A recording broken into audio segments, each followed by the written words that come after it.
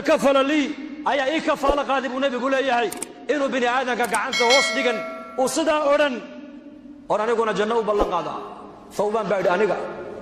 ثوبان صحابي قاس مركو دادي سويناتي سوق مقالة المدينة سوق فرس كي سوى تيتو سوقلو جادل فرس كأولا دعيو أيا سوق كقدع جري دحديسا ربما لقى يا بس جادل كاسي نين ماشى مرة إنه كقدع رغبة ديسا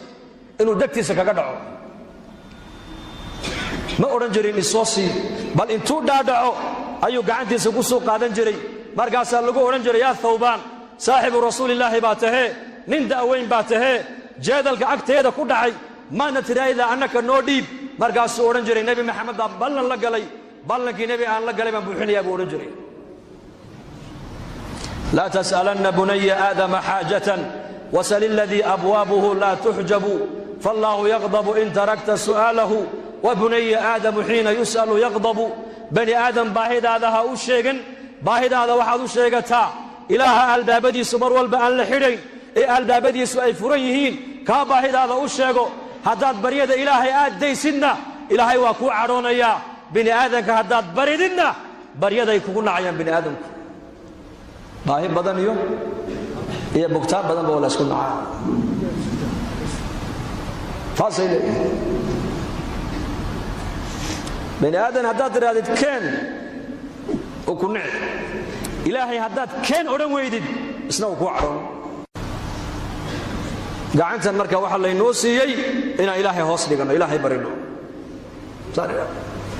Malik bin Dinar rahimahullah habeenada kamid ku manaamay manaan baa lagu yiri ka masaajidka ku yaala xaafada waa Madiinatu Basra ina yaro shaaba jooga oo Ilaahay ku caabudaya saddex maalmood yarkaas cunto ma cunin qaado raashin kariyo u geeba lagu yiri manaam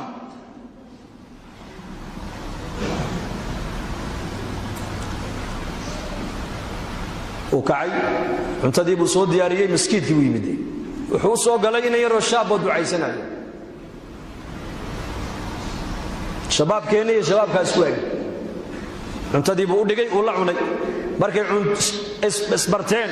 ay wada cunteeyeen buu ku yiri aqalkaygu waxa ku yaala xaafada ka dambayso ku yaala wadada saa u soo marsada u soo mar ali markaad baahateen cunto u baahatay ii kale buu ka yiri hadalka markuu yarkii yaraa maqlayba wajigiisa buu bedelay wuxuu yiri maad taqaanay horay may man ku aqaanay maya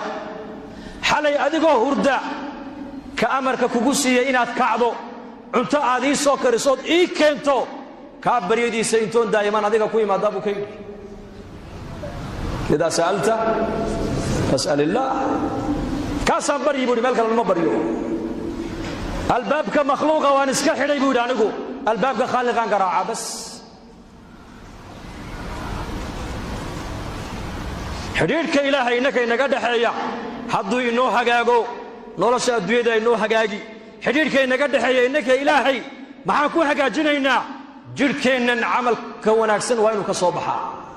salaadii waa camal wanaagsan soonkii waa camal wanaagsan quraankii waa camal wanaagsan sadaqadii waa camal wanaagsan fadhiga miskiidku waa camal wanaagsan dhikrigu waa camal wanaagsan tacliinta diinta la baran waa camal wanaagsan diinta ummadda loogu yeedhaa waa